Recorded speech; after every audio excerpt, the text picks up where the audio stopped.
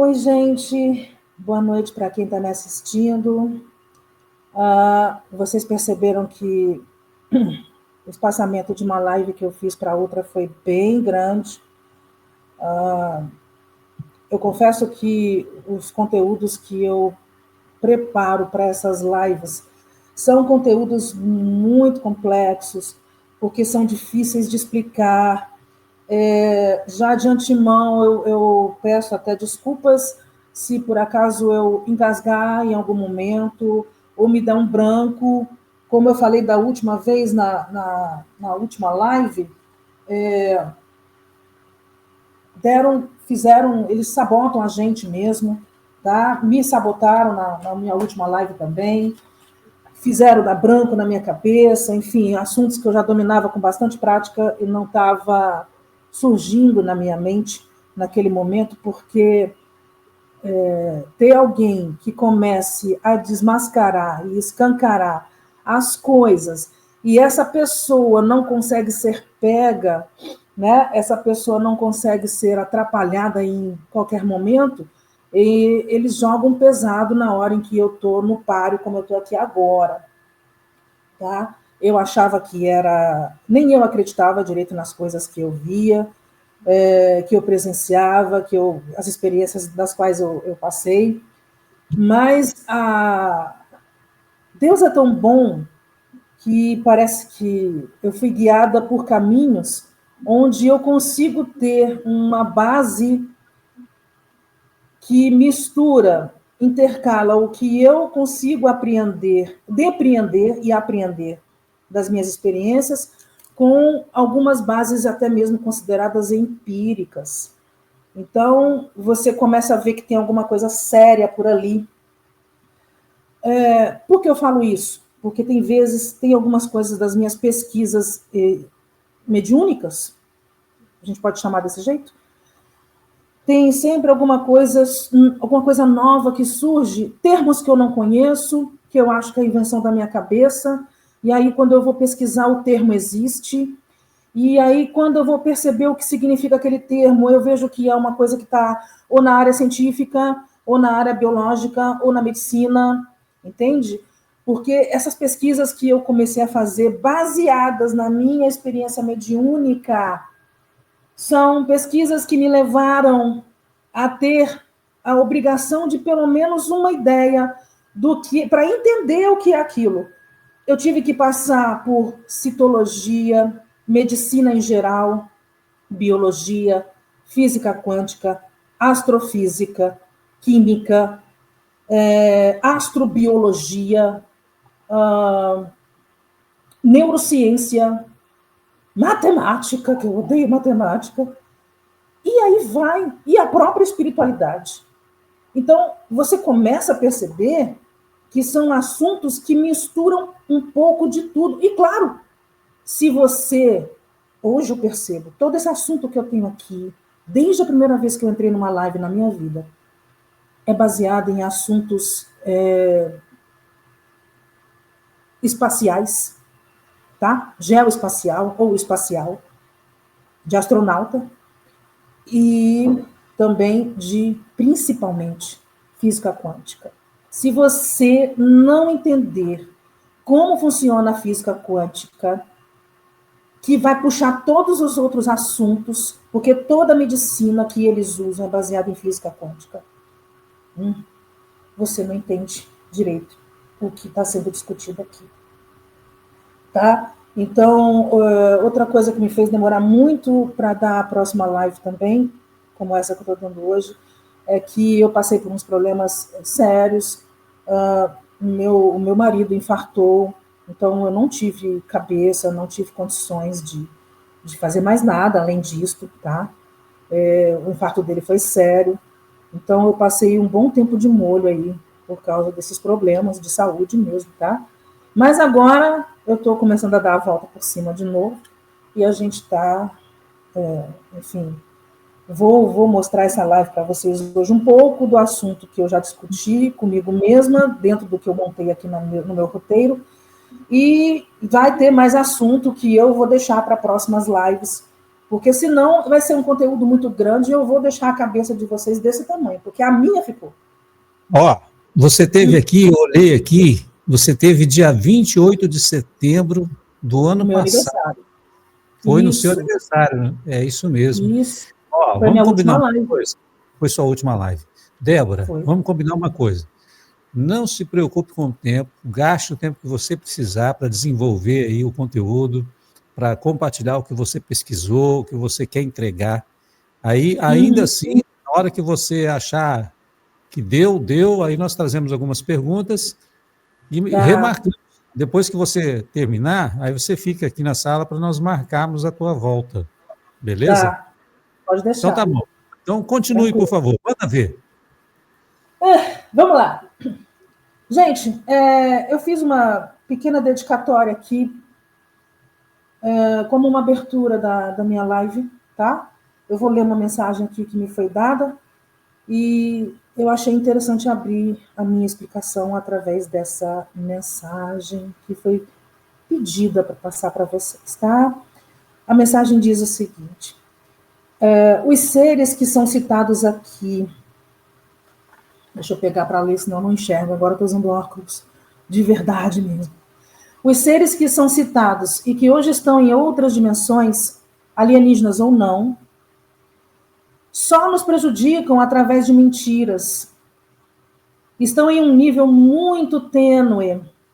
São fantasmas dos fantasmas. Portanto, devem influenciar prejudicialmente os nossos zombeteiros que, por ignorância, obedecem-os em troca de uma falsa liberdade, que nem mesmo os que os oferecem, têm. Verdadeiramente somos livres, com ou sem carne. Nossas doenças são de espíritos que foram adoecidos por outros espíritos. Portanto, tudo começa no espírito. Somos influenciados pelo que é bom e pelo que é ruim. Tudo depende daquilo que acreditamos. Tenha fé em Deus. Então, essa foi a mensagem que me foi pedida para passar para vocês, para deixar aí registrado, tá? E vamos lá. Meu livrinho de novo. O livro.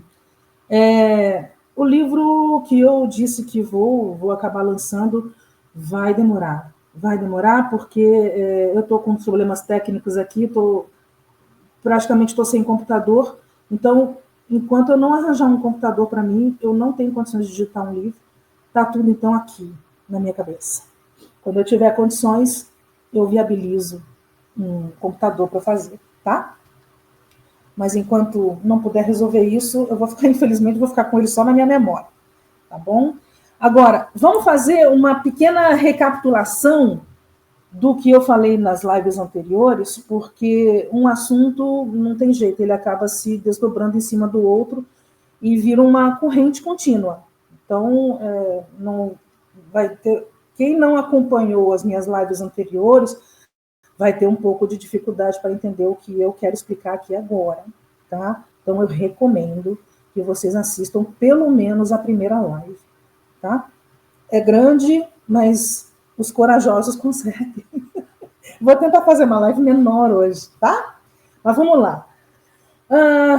O que eu achei mais importante voltar à tona aqui foi, na época que eu falei para vocês, na minha primeira live, que existia um sistema que regia todo o nosso universo, de uma maneira genérica falando.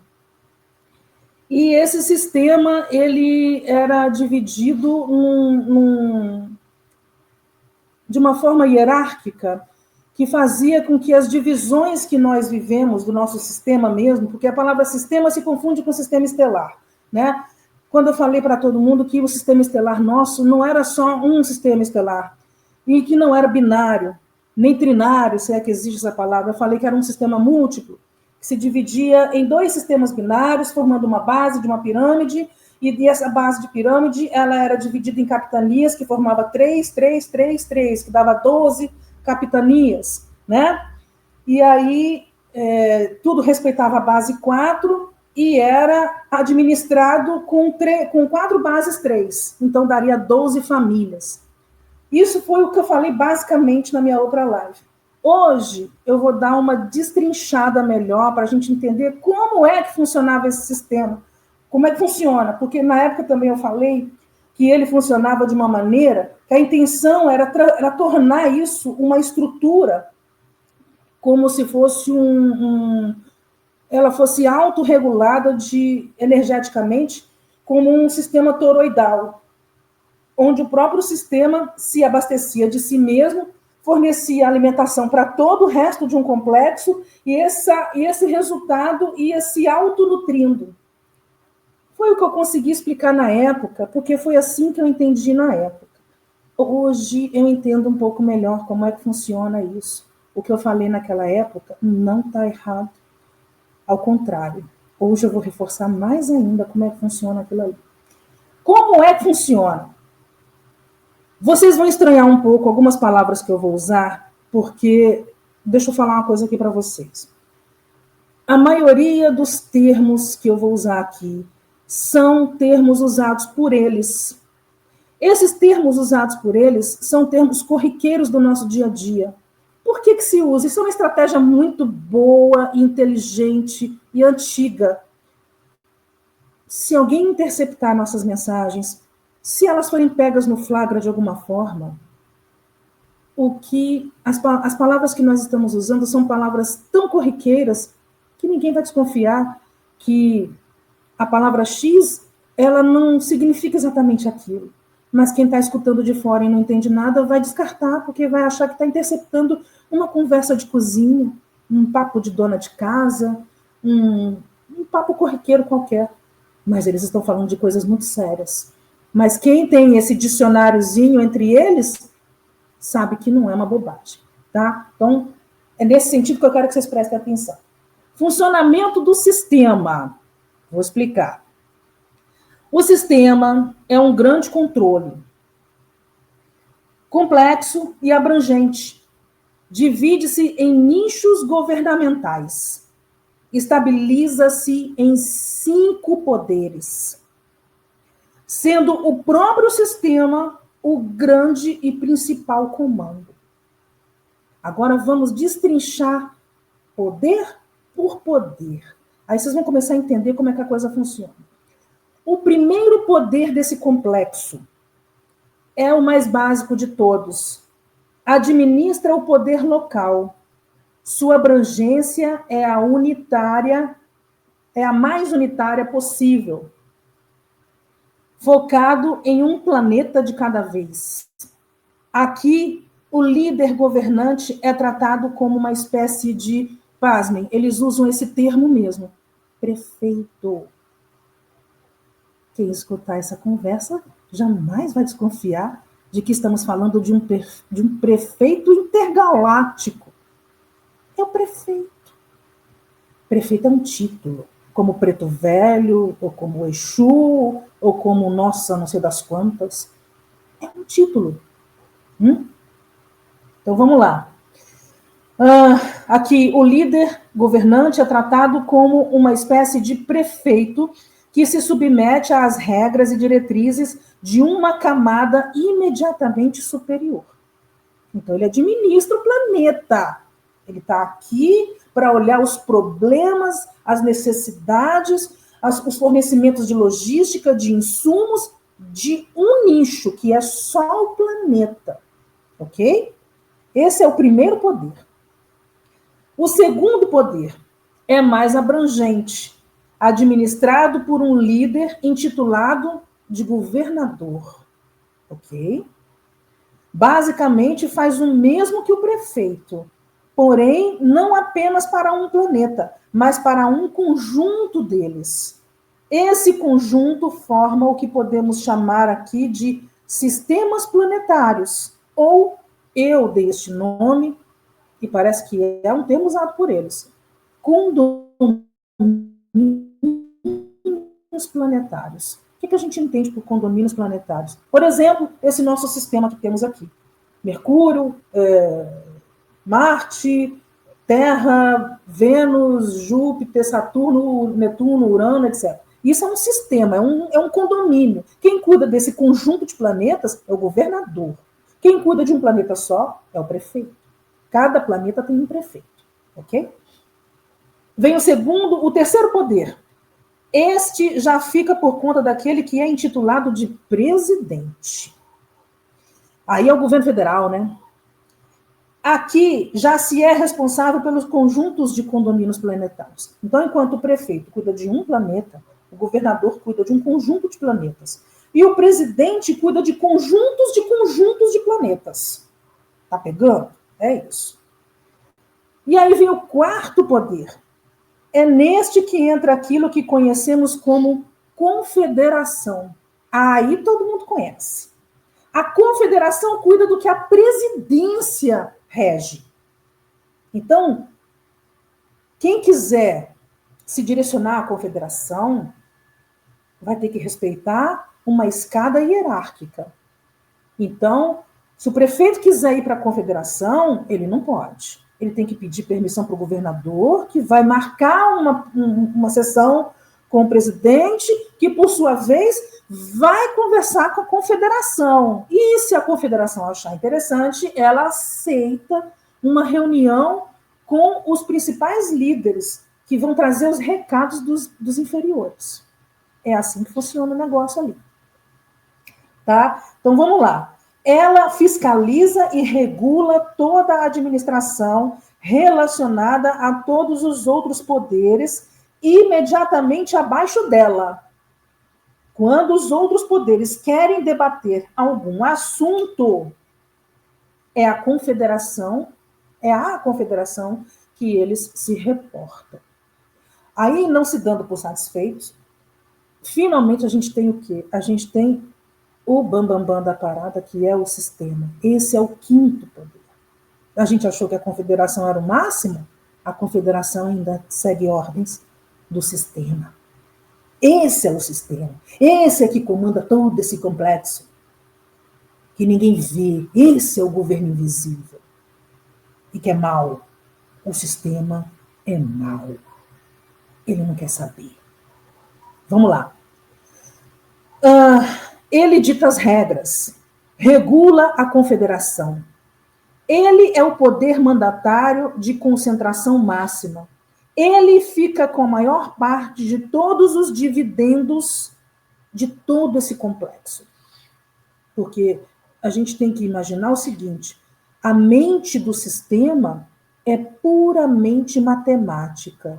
Ela só pensa em dividendos, em logística, em lucro, em formas de evoluir materialmente, mas não no dinheiro, materialmente no poder. E por causa disso, não só por isso, surgiu por outros motivos, mas aqui eu vou dizer, basicamente por hoje pode ser isso. Surgiu um projeto chamado, eles chamam esse projeto de Projeto Céu de Ícaro. Bom, quem entende aí de mitologia, acho que a mitologia de Ícaro era o quê, meu Deus? Ele era um desses personagens mitológicos que tinha que subir aos céus, mas ele tinha as asas de cera, né? E quando chegava muito perto do sol, derretia e ele caía. Enfim, tudo tem um motivo, nada que é à toa, tá? Eles não dão nome às coisas à toa, não, tá? Então, um projeto chamado Céu de Ícaro, projeto criado com a implementação de extração de insumos planetários.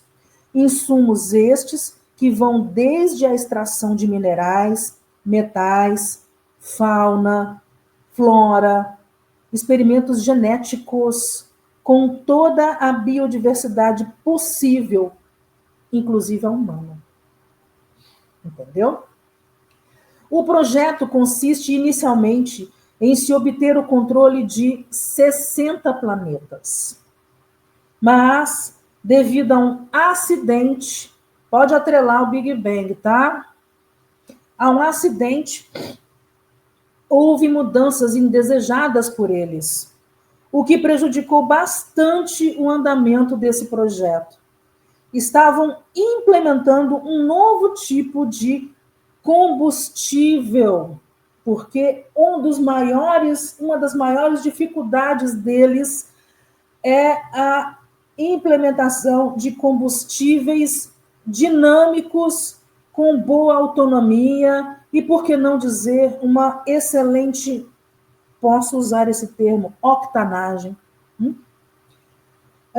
Estavam implementando um novo tipo de combustível que lhes trouxesse mais vantagens no custo, segurança e autonomia. Foi por essa atividade que a ousadia deles perdeu as rédeas, causando assim uma reação explosiva. Mais para frente eu vou explicar mais a fundo por que eles mudaram, por que houve esse acidente, tá? Uma outra live. Esse projeto usava uma tecnologia de extração energética, oriunda de matéria plasmática, presentes no sangue humano. O projeto consiste, inicialmente, em se obter o controle de 60 planetas, mas, evidentemente, houve mudanças indesejadas por eles, o que prejudicou bastante o andamento desse projeto. Estavam implementando um novo tipo de combustível que lhes trouxesse mais vantagens no custo, segurança e autonomia. Foi por esta atividade que a ousadia deles perdeu as rédeas, causando assim uma reação explosiva. Esse projeto usava uma tecnologia de extração energética oriunda de matéria plasmática presente no sangue humano. Com isso, era feito um combustível que vulgarmente chamavam de gasolina. O detalhe é que, por uma série de motivos, eles precisavam modificar algumas composições dessa matéria-prima fornecida por suas cobaias. Queriam eliminar o ferro presente neste insumo. Em outra live eu explico realmente o porquê do ferro, tá? Para eles é um veneno. No entanto, este elemento precisava ser tão abundante quanto o ferro. Viram essa possibilidade no carbono. Perceberam que o carbono poderia ser a solução, mas ajustes eram necessários. Foi então que investiram em pesquisas de como melhorar o desempenho do novo elemento, que também era oriundo do sangue plasmático dos humanos. Tá? A gente, mais à frente também, não só o carbono, mas importante também para eles era o cálcio. Era não, é. O cálcio é um metal, eu nem sabia, para mim era um mineral, que é muito importante em combustão de combustível, enfim. Tem uma boa participação em funcionamento de um combustível, tá? Para rendimento e tudo mais. Aí já são dados mais técnicos, que eu não vou entrar nessa questão agora. Descobriu-se uma forma de dinamizar o desempenho desse combustível com a implementação de isótopos de carbono. Tá? Fizeram diversos testes, e foi em um desses testes que um erro fatal ocorreu. Houve uma grande explosão, uma explosão radioativa que gerou o que hoje conhecemos como Big Bang. Uma grande nuvem de radiação criou uma conturbada tempestade multifrequencial, tão embaralhada que até hoje organismos biológicos têm grandes dificuldades de se reconstituírem com seus arranjos genéticos perfeitos. Por causa disto, uma quarentena foi decretada pelo sistema até que o processo de limpeza radioativa radioativa se desse por completo. Perceba aqui que este evento foi um desvio do projeto Céu de Ícaro. Apesar dos contratempos, o projeto não anulou os seus objetivos. O que houve aqui foi uma segregação de perímetro. Portanto, Nos setores não atingidos, houve a continuação de todos os processos antes iniciados. Vou procurar não enrolar muito, porque já percebemos que a gente está sendo sabotado, né? Então, vou passar o máximo que eu puder aqui. Destrinchando o projeto. O projeto consiste na utilização de uma área dividida em 4 quadrantes. Aí nós vamos começar a entender o porquê daquele 2 sistemas binários, né? Depois 3, 3, 3, 3, que dá 12, aquela família toroidal. Aqui que eu começo a destrinchar um pouco melhor isso aqui. Em cada quadrante havia uma espécie de propulsor. Esse propulsor seria constituído por 6 anéis. Vai pegando. Cada anel teria um diâmetro diferente do outro, sendo formado do menor anel, onde ficaria o que a gente poderia chamar de fonte, até o maior anel, que ficaria na borda mais externa. O núcleo ou fonte seria o fornecedor energético de maior concentração e que enviaria uma conexão energética com todos os outros 5 anéis. Tá? Cada um dos 5 anéis seria constituído por 12 astros. Vai pegando os números que vocês vão percebendo que não é coincidência. Tá? 12 astros. 10 astros seriam como planetas comuns e 2 fariam o papel ou seriam como uma espécie de fonte-sol. Esses 12 astros ficariam posicionados em um ambiente de alinhamento circular, contendo 5 planetas à esquerda, regidos por uma fonte-sol, e mais outros 5 planetas regidos por outra fonte-sol. Os planetas da esquerda seriam conectados por energia negativa, e os planetas da direita seriam conectados por energia positiva. Isso fecharia um ciclo rotacional dentro de cada anel, permitindo, por sua vez, mover-se para a direita e para a esquerda. Esse processo geraria um campo energético que seria armazenável nessas fontes sóis.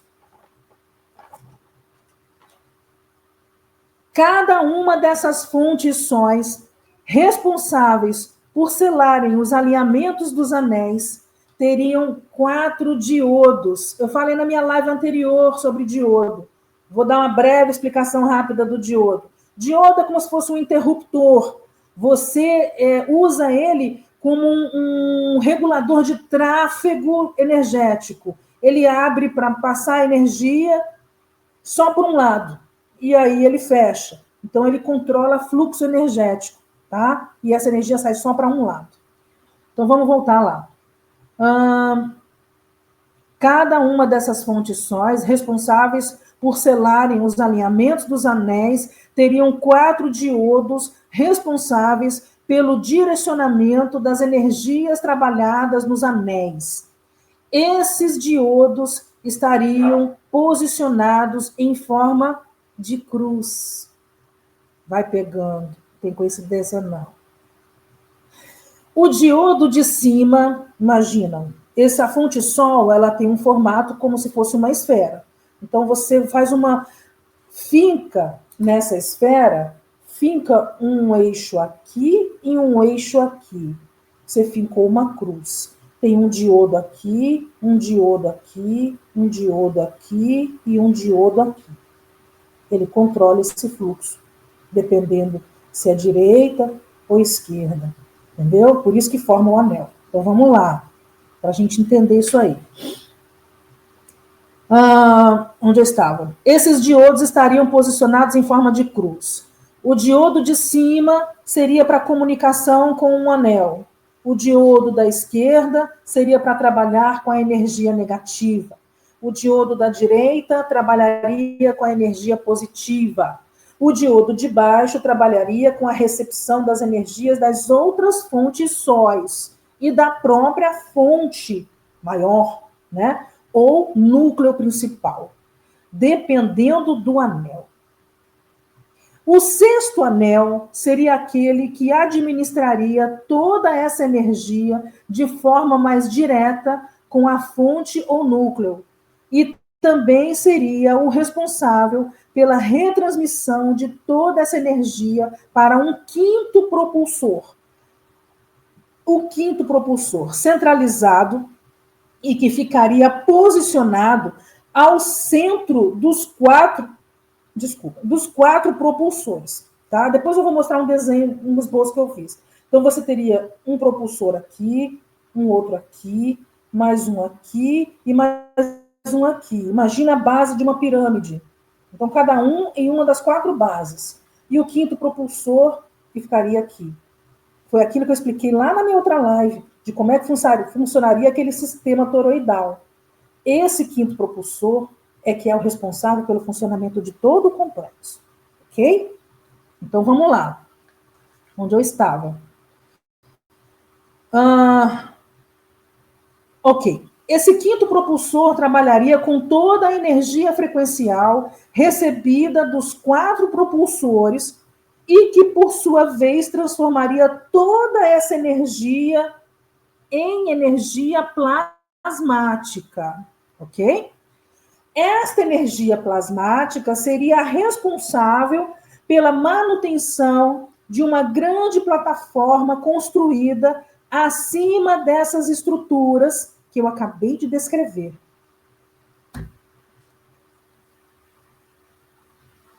Boicotada de novo. Foi não. Eu que soltei umas estrelinhas para comemorar aqui a pessoa que se tornou membro, o Mário. Ok. Então, vamos lá. Esse quinto propulsor trabalharia com toda a energia frequencial recebida dos 4 propulsores e que, por sua vez, transformaria toda essa energia em energia plasmática. Esta energia plasmática seria a responsável pela manutenção de uma grande plataforma. Eu acho que eu vou ter um pouquinho aí de simpatia dos terraplanistas, hein? Daqui a pouco vocês vão entender por quê. Vamos lá. Uma grande plataforma construída acima dessas estruturas que eu acabei de descrever. A quarentena decretada pelo sistema atrasou o desempenho do projeto, justamente por conter as barreiras de bloqueio. Essas barreiras de bloqueio da quarentena são constituídas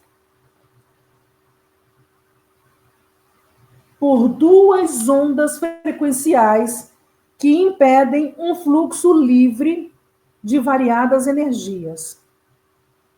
Essas ondas da quarentena são feitas para calibragem de um instrumento que trabalha com uma frequência infravermelha e a outra de micro-ondas.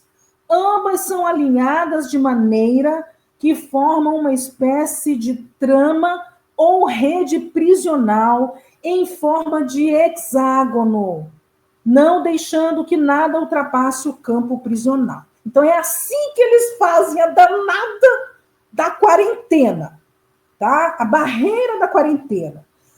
Você não pode mudar o formato de uma onda frequencial, mas se você tiver algo que gere aquela frequência, você pode modificar a forma do comportamento dela através da ferramenta ou do instrumento que você utiliza. Então, o que eles fizeram para criar essa barreira prisional nossa, por exemplo, no planeta Gaia, Terra? É uma barreira energética, todo mundo fala, mas ninguém explica que diabo de barreira energética é essa. Eles têm tecnologia que emana uma frequência de micro-ondas que gira de forma, parece uma onda quadrática, e eles colocam uma outra tecnologia que emite a frequência de infravermelho. E eles colocam essa tecnologia, esse instrumento, de uma maneira que faz, não me explique como eles conseguem isso, mas eu sei que funciona assim. Essa tecnologia, uma emite a micro-ondas, a outra emite a infravermelha. A infravermelha, acima da micro-ondas, forma um hexágono, porque ela tem um desenho assim, de 3 pontos, tá? Essa é a onda dela. E a de micro-ondas tem o mesmo desenho, só que eles colocam uma de cabeça para baixo e a outra de cabeça para cima. E isso forma um hexágono. Exatamente o desenho da colmeia da abelha.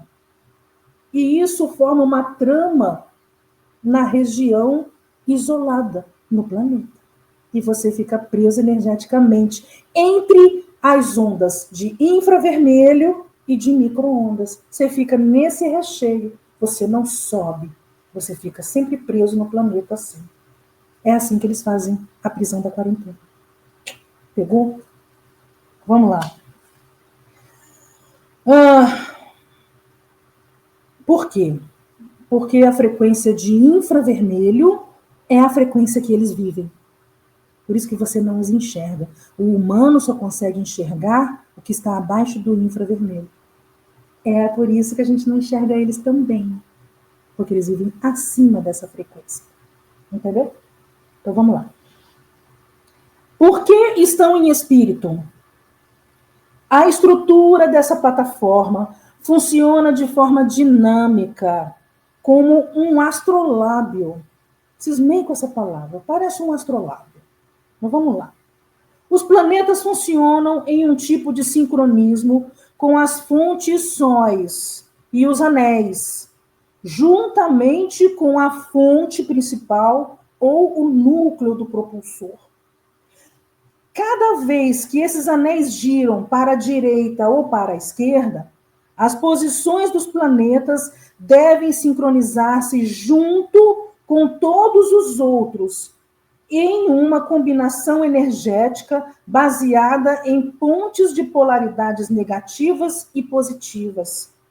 As energias planetárias devem se entrecruzar e os anéis devem acompanhar esses cruzamentos energéticos sem perderem as conexões com a fonte principal ou núcleo de cada propulsor, que, por sua vez, envia os resultados dos movimentos ao quinto propulsor, o qual irá transformar todo esse resultado recebido em energia de plasma. Então, ele não sai plasmático, ele sai primário, ou primordial, ou seja como for. E lá em cima, na fase final, é que eles trabalham numa manipulação transformadora, mutante, para trabalhar com essas frequências e transformá-la em energia plasmática. Ela não nasce assim, brota como mato, tá? E ela é cara, porque ela é difícil de conseguir. Em cada um destes movimentos se obtém um acesso dimensional. Vai pegando. Ou, em outras palavras, haverá uma dimensão. Tá? Essas dimensões serão setorizadas ou seccionadas por fronteiras térmicas que marcarão uma coordenada ou endereço dimensional. Agora vocês vão começar a entender por que eles são seres dimensionais. E por que estão em espírito. Como o acidente prejudicou o andamento do projeto, 52% desta plataforma está comprometida. E é justamente por esse prejuízo que muitos encontram-se em espírito. Eles encontram-se em estado de fragmentação energética, porque tiveram suas viagens interdimensionais interrompidas abruptamente. Então, vocês imaginam como se eles fossem uma boneca russa. Eu inteiro.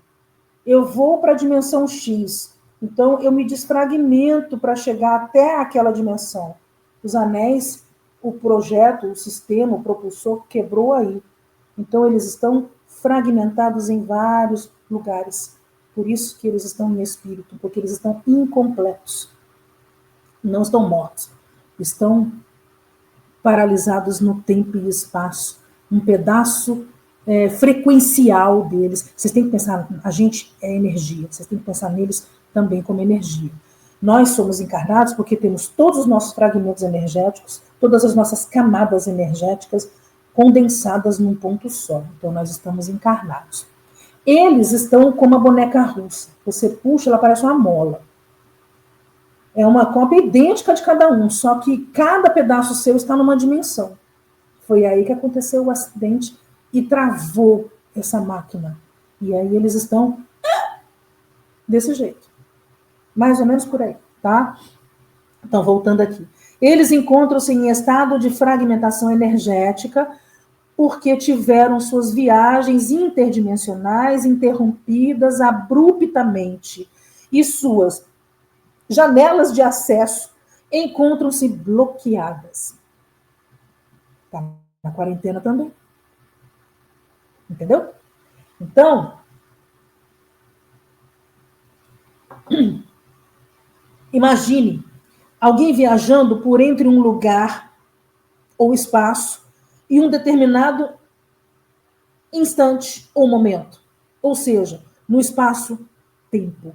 Espaço porque é o lugar, o tempo porque foi naquela ocasião. Isso é espaço-tempo. Eu estava naquele lugar, naquela ocasião. E a minha janela de acesso àquela ocasião, naquele lugar, foi interrompida. Então, eu não estou completo. Meu outro pedaço está lá. Eu quero de volta. Sua composição energética acessa cada intervalo desse espaço-tempo com a linha de frequência que o compõe. É como se você se dividisse em várias cópias de você mesmo, como uma bonequinha russa, foi o que eu expliquei. Cada linha frequencial sua significa uma parte idêntica e completa de você mesmo, porém em um intervalo do espaço-tempo diferente. Este é o cerne da transição de sua passagem por um endereço dimensional ou janela. Você só se materializará com 100% de completude sólida e física, quando todas as suas linhas vibracionais estiverem em sincronismo completo com suas linhas frequenciais. Vamos lá. Vibracional e frequencial é a mesma coisa? Não. Frequencial é o tipo de energia, as características de onda, o tipo de energia que está emanando, regida por uma temperatura, etc. Vibracional é a consequência dessa frequência. Se é uma frequência que é muito rápida, muito intensa, né, muito alta, ela vai vibrar com mais força e vai esquentar ou vai esfriar, depende da intensidade da frequência.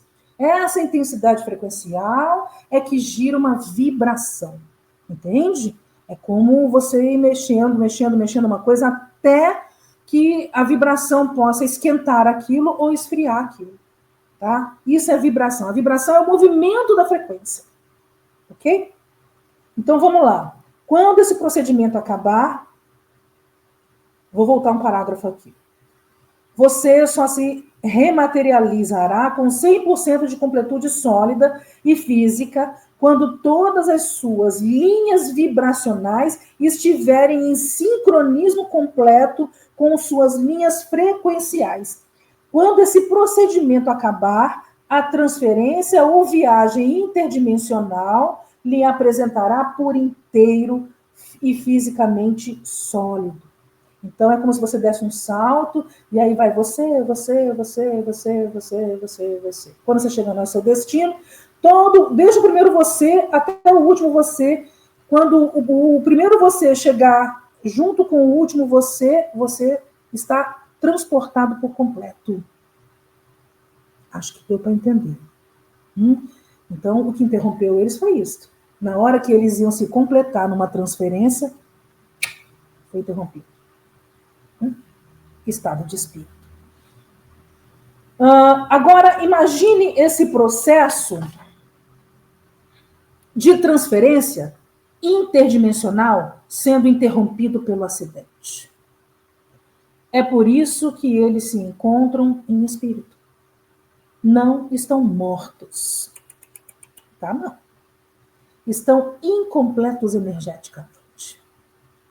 Precisavam de diversos elementos nos planetas, porque ao terem esses elementos, podem produzir energias. Dessa forma, ao conseguirem capturar leituras espectrais, se pode isolar seu campo energético e sugar ou adquirir sua energia, transferindo-a para uma câmara e armazenando-a em receptáculos transportáveis. É assim que a mineração galáxias afora vem acontecendo. Tudo o que pode ser explorado através dessas minerações recebe esse tipo de tratamento. Com ouro não foi diferente. É por isso que a gente tem essa cobiça por ouro, tá? Ao encontrar energias interessantes em certos tipos de minerais, minérios ou metais, um chipamento também é estabelecido. Além, é claro, de ionização para uma espécie de demarcação perimetral, para a logística de distinção de grupos ou facções atuantes. Observa-se tudo, inclusive a qual categoria se deve classificar esses espectros extraídos do material. Hematita, feldespato, calcário, granito, molibdênio, tungstênio, quartzo, cobre, platina, enfim, diversos materiais. Ao condicionar a energia desse material em receptáculos adequados, os mesmos são transportados para uma espécie de central ou base de transferência que se encontram nos planetas explorados e principalmente luas que se conectam aos planetas mais difíceis de serem acessados. Esses receptáculos de transporte, quando ficam cheios, são acoplados a essas bases e descarregados nelas, ficando prontos para uma próxima recarga. Por sua vez, essas bases de recepção de material energético têm uma espécie de torre ou antena de transmissão que serve para enviar essa mercadoria. Aos olhos humanos, essa energia é invisível, mas às vezes se pode observá-las através desses fachos de luz, ou até mesmo aqueles raios ou sprites que a gente vê no planeta.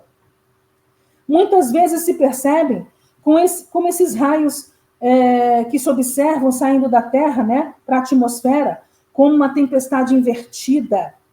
Essas torres ou antenas que ficam invisíveis no planeta são as responsáveis pelas transmissões ou transportes disso, que pode se chamar de mercadoria. Eles chamam de mercadoria também, tá? As estruturas esféricas do complexo da plataforma recebem todo esse material recolhido pelos exploradores, que são eles.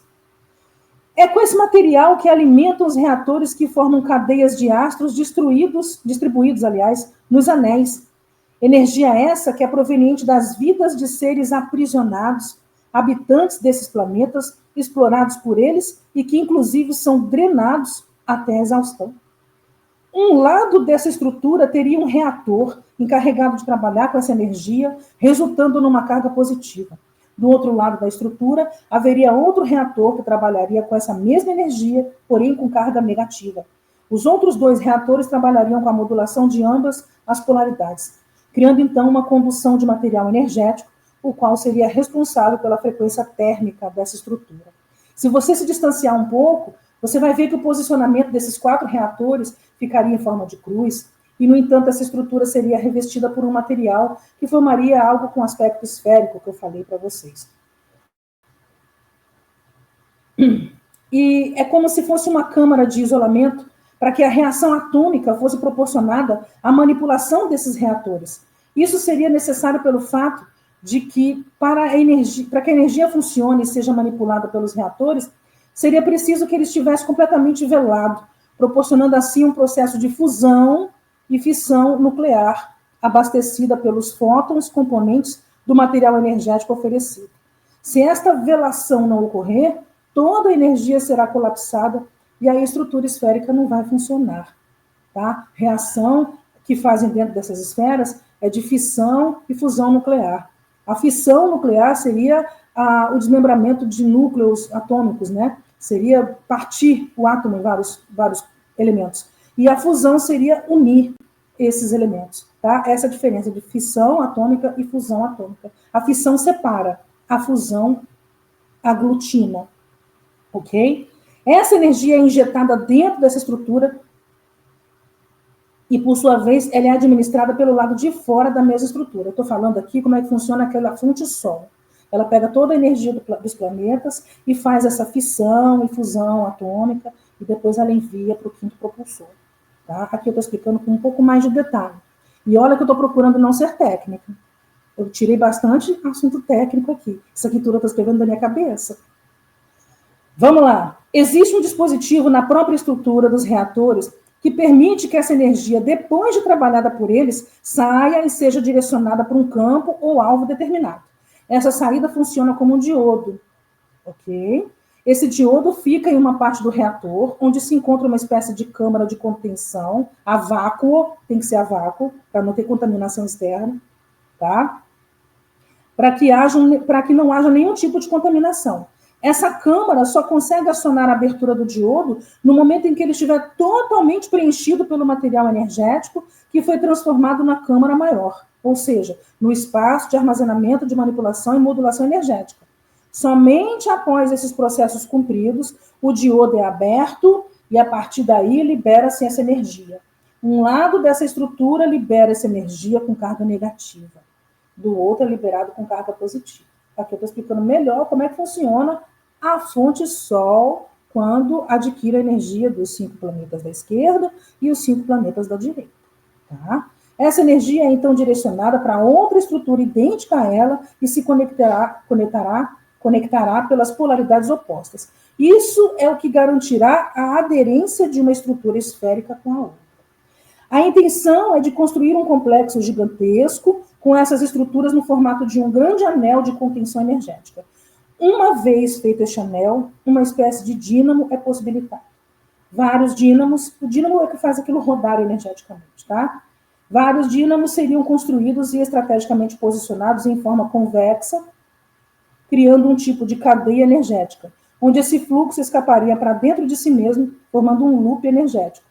No centro deste anel de esferas que formam o dínamo, haverá uma outra esfera do tamanho bem maior. A função dela é um pouco diferente, que é o núcleo maior que eu falei. Ela receberia a energia de todas as esferas, fazendo o papel de um receptor e conservaria as propriedades exatas do fluxo que lhe foi enviado. Ao receber esse fluxo, ela acionaria também seus reatores, que funcionariam para administrar e filtrar a energia enviada pelas esferas menores e servir de retransmissor e direcionador energético na proporção de tração altamente controlada, direcionando, então, toda essa energia recebida para o outro propulsor, que também conteria esferas, mas esse funcionaria como um transformador de função plasmática. Estou falando do quinto propulsor. Essa energia chegaria a uma distância muito próxima das esferas menores, mas não as atingiria de volta, porque existiria neste lugar mais uma estrutura anelar que serviria para controle de giro e direcionamento em todas as direções, para controlar coordenadas de interceptação e direcionamento dessa energia. Após receber esse material energético, haveria a criação de um fluxo rotacional esférico, formando assim um brilho intenso e branco, térmico e gravitacionalmente maleável ou moldável, além da gestão eletromagnética. Quando todas as estruturas estiverem formadas e devidamente conectadas, esses dínamos entrariam em ação, formando, então, o processo de aparentes canhões de luz. Finalmente, esses canhões de luz seriam os responsáveis pela criação controlada e administrável de fluxo energético para a manutenção estrutural de uma plataforma. Essa plataforma seria alimentada pelas energias vitais de organismos biológicos, prisioneiros, habitantes dos planetas invadidos pelo sistema, através de seus subordinados, confederação, presidência, governadoria e a prefeitura. Resumindo, tudo seria monitorado por aqueles que se intitulam de famílias. Podemos dizer, então, que estão fabricando complexos galácticos com o material biológico de seus escravizados e prisioneiros. Tem diferença. escravizado e prisioneiro, tá? Prisioneiro, basicamente, você pode considerar como um elemento único, tá? Aquele prisioneiro, ele é preservado, conservado, utilizado sempre que necessário. Isso é um prisioneiro. Escravos é um pouco diferente, porque se ele morrer, se ele for descartado, ele é substituído. De certa forma, prisioneiro não é substituído. Então, eles precisam dele, e aí eles o mantêm vivo, porque ele vai ser sempre como a galinha dos ovos de ouro, estará sempre fornecendo aí a matéria-prima do que eles precisam. Essa é a diferença, que eles encaram como diferente, de prisioneiro e escravo. Deu para entender? Escravo é descartável e renovável. Prisioneiro não. Tá? Para um anel, deixa eu ver aqui. Para um anel ou dínamo galáctico funcionar dentro de uma dimensão espacial, é necessário que se tenha 5 planetas em um Sol positivo e 5 planetas em um Sol negativo. Isso vai formar o total de 12 astros energeticamente.